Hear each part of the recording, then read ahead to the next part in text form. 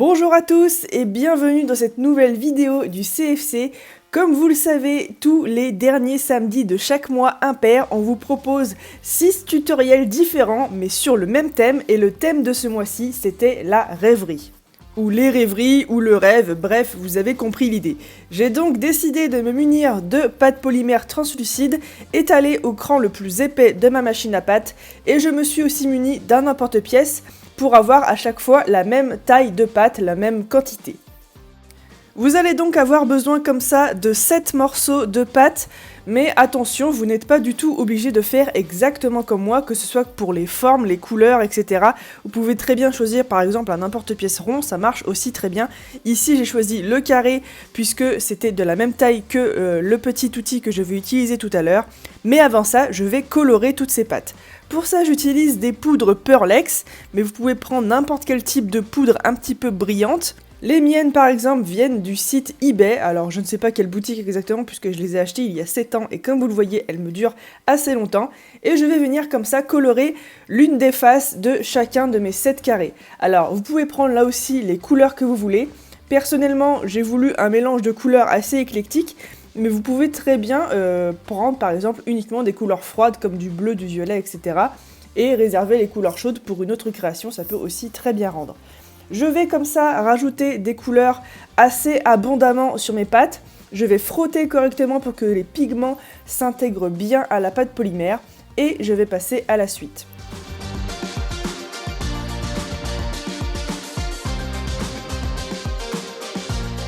Lorsque mes pâtes sont correctement colorées, je vais d'abord nettoyer mon plan de travail pour travailler un petit peu plus proprement et je vais ensuite retourner toutes mes pâtes. Je vais ensuite prendre un petit peu de peinture acrylique, alors c'est de la peinture qui vient de chez Action, donc vraiment prenez la peinture de base, et je vais en appliquer comme ça une fine couche sur le verso de tous mes carrés. Alors n'en mettez pas une couche trop épaisse, ça sert absolument à rien, et on va devoir ensuite attendre que ça sèche, donc forcément plus la couche est fine et mieux ce sera. Lorsque ma peinture est sèche, je vais pouvoir venir assembler tous mes morceaux. Alors pour l'assemblage, c'est à vous de voir puisque l'assemblage va déterminer un petit peu le motif et les couleurs qui vont apparaître en premier par la suite. Donc n'hésitez pas à prendre les couleurs qui vous plaisent le plus, à les assembler correctement pour qu'elles tombent ensuite ensemble et on va ensuite donc former ce petit bloc. Comme vous le voyez, je fais en sorte que tous les carrés de pâte se collent correctement. Pour ça, j'utilise mon rouleau, mes mains, etc. pour faire en sorte que le bloc soit bien uniforme, qu'il n'y ait pas de morceaux qui se décollent ou quoi. Et je vais ensuite couper ce bloc en deux, puis remettre les deux morceaux l'un par-dessus l'autre. On fait bien attention à ce que les couleurs soient toujours dans le même ordre. Avec ce nouveau bloc, je vais ensuite le retravailler, le réétaler, etc. pour lui donner la taille que je veux. Et la taille que je veux, en fait, ce sera la taille de l'outil que je vais utiliser tout à l'heure. Donc c'est assez important d'avoir un bloc juste assez grand pour que cet outil fonctionne correctement. J'en refais donc un carré et ensuite je passe à l'utilisation de ce fameux outil. Et l'outil en question est bien évidemment l'une de mes empreintes que j'ai de disponible sur la boutique. C'est une empreinte que j'ai créée moi-même, que j'ai modélisée puis que j'ai ensuite imprimée en 3D, et c'est une empreinte papillon. Vous allez voir que plus tard ça va nous donner les motifs qu'on retrouve sur les ailes de papillon, ça va être super. J'utilise donc cette empreinte exactement comme on utilise un tampon. Je vais donc appuyer très très fortement sur ma pâte polymère avec cette empreinte. Je n'hésite pas non plus à utiliser un rouleau ou des outils, etc. Et une fois que mon empreinte est bien imprimée, je vais enlever mon outil, reformer mon bloc correctement, je vais l'écraser, je vais passer un petit peu de rouleau, je vais refaire en sorte que le carré soit exactement comme avant et qu'on n'ait quasiment plus les espèces de petits reliefs qu'on avait sur la face avant.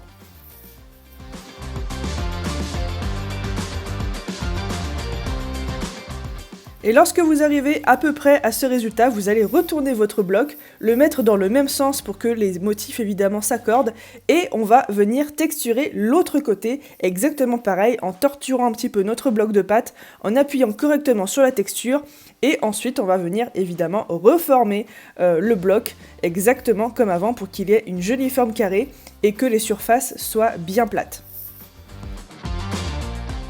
Et lorsque vous avez votre joli bloc, vous allez pouvoir venir lui donner une jolie forme carrée ou rectangulaire pour avoir une bonne découpe. Pour ça, j'utilise une petite plaque en verre, comme vous voyez, ça m'aide du coup à avoir de jolies formes plates pour avoir une meilleure découpe. J'utilise ensuite ma lame bien aiguisée et je vais découper des tranches. Et comme vous le voyez, le motif est juste super, c'est exactement ce que je voulais puisque ça va nous donner le motif d'une aile de papillon.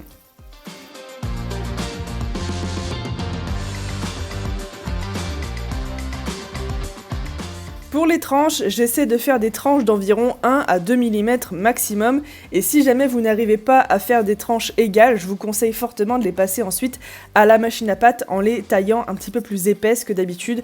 Vous les passez ensuite à la machine à pâte, ça va les déformer un petit peu forcément, mais vous verrez qu'ensuite vous aurez des super plaques qui seront toutes de la même épaisseur. Ensuite, je vais évidemment utiliser ces plaques pour former mon papillon. J'ai un emporte-pièce papillon qui est lui aussi disponible sur la boutique, que j'ai modélisé moi-même, etc. et que j'ai imprimé en 3D. Et le but sera évidemment de reformer un petit peu un papillon en se servant des plaques qu'on a déjà découpées. Alors évidemment, si ce n'est pas assez large, on va essayer comme ça d'étirer un petit peu les plaques de pâte polymère. À partir du moment où votre pâte est souple et qu'elle ne se craquelle pas, vous pouvez largement tirer un petit peu dessus pour obtenir la taille que vous voulez. Comme vous le voyez, j'ai utilisé plusieurs plaques de pâte ensemble pour obtenir cette espèce de forme de papillon. Je vais ensuite lisser toutes les plaques ensemble, c'est assez important pour la suite, avec un morceau de papier sulfurisé et mon rouleau. Et ensuite, il ne me restera plus qu'à découper ma forme de papillon. Pour la forme de mon plastron, je voulais une forme très légèrement arrondie, donc du coup je le mets sur un grand bol en métal, puis je passe évidemment le tout au four. Après cuisson, comme vous le voyez, les motifs et surtout les couleurs se révèlent encore un peu plus, puisque évidemment la pâte translucide va devenir d'autant plus translucide après cuisson. Et avec les restes de pâte, on va se servir de ça pour créer notre semelle. Pour information, l'épaisseur de la semelle est au cran 3 ou 4 de la machine à pâte. Je vous conseille vraiment pas plus épais puisque sinon ça fait un petit peu mastoc. Et je vais aussi créer des petites perles avec les restes de pâte puisque je trouve ça hyper joli. Comme vous le voyez, après cuisson, ça rend vraiment très translucide et avec les micas à l'intérieur, ça rend vraiment très très bien. J'ai d'ailleurs grave bien fait de faire des petites perles parce que vous allez voir que le rendu final de ma création ne sera pas du tout le même que celui que j'avais espéré. Moi j'espérais ce rendu-ci, donc le plastron papillon tout simple, et en fait après la seconde cuisson, mon plastron s'est cassé en deux puisque je suis une grande brebis maladroite et que je l'ai fait tomber par terre alors qu'il était encore bouillant. Mais évidemment, je suis maladroite peut-être, mais je suis assez astucieuse pour pouvoir réparer mes bêtises. Du coup, je décide de créer un corps de papillon au centre. Alors j'ai eu de la chance dans mon malheur, puisque du coup mon papillon s'est vraiment cassé au milieu. Je décide donc d'utiliser les petites perles que j'avais fait précédemment, qui à la base devaient servir au montage, pour faire le corps d'un papillon. J'utilise pour ça une petite plaque de scrap que j'ai mis au milieu, je vais découper le tour, etc. Je vais mettre un petit peu de polymère liquide pour que ça tienne correctement. Et ce corps, je vais le faire cuire 2 fois, puisque par la suite, pour le faire tenir au final, je vais utiliser une seconde semelle. Du coup, le pendentif, le plastron plutôt, sera un petit peu plus épais que ce que j'avais prévu de base, mais je pense que ça rend quand même très très bien. Comme vous le savez, la pâte translucide adore tout ce qui est ponçage, polissage, etc. Surtout quand on y met en plus des couches de peinture qui rendent cet effet un petit peu opaque, et quand on y ajoute aussi des poudres Pearlex. J'ai donc choisi l'option du ponçage et du polissage pour vous montrer un petit peu ce que ça peut nous donner au final, et j'ai aussi résiné plusieurs créations que j'avais réalisées avec la même technique lors d'un live précédent. Les personnes qui me suivent tous les samedis soirs pour mes lives sauront de quoi je parle, et je trouve que la profondeur est vraiment au rendez-vous puisque évidemment on se sert de plusieurs couches translucides pour avoir une succession en fait d'effets un petit peu 3D, et la caméra et les photos ne rendent vraiment pas honneur à cet effet, sachez-le. En vrai ça rend vraiment beaucoup mieux. Je vous conseille d'ailleurs d'utiliser la technique et de me montrer un petit peu en photo ce que vous avez fait. D'ailleurs, le CFC vous invite largement à prendre part aussi au défi qu'on va se lancer, puisqu'on va annoncer bientôt les prochains thèmes de nos tutos. Et voici ce que ça nous donne une fois poncé et poli, le résultat est juste magnifique. J'aime beaucoup du coup cet effet papillon qu'on a sur les ailes grâce au petit outil, à la petite empreinte que j'ai utilisée tout à l'heure.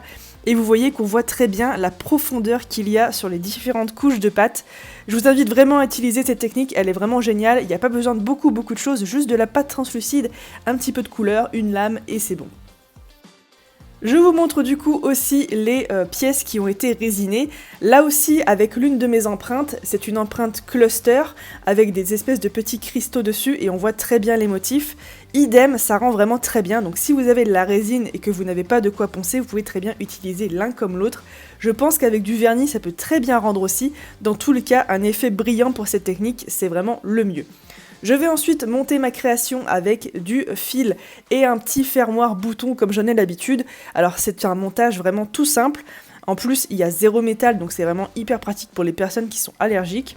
J'utilise donc du fil, du cordon ciré que j'ai trouvé sur AliExpress il me semble. C'est le fil que j'utilise toujours, il est vraiment top puisque du coup il permet de pouvoir brûler un petit peu les bouts et d'avoir des nœuds hyper solides. Je passe comme ça 2 fils avec ma boucle au bout dans les 2 côtés de mon pendentif, sachant que évidemment sur l'un des 2 côtés il y aura le bouton pour le fermoir. Tous les liens des autres vidéos du CFC seront en barre d'infos. En attendant, les outils, les emporte-pièces que j'ai utilisés sont disponibles sur la boutique. Et puis sur ce, je vous dis à dans 2 mois pour un autre thème du CFC et à la semaine prochaine pour un autre tutoriel sur ma chaîne. Ciao!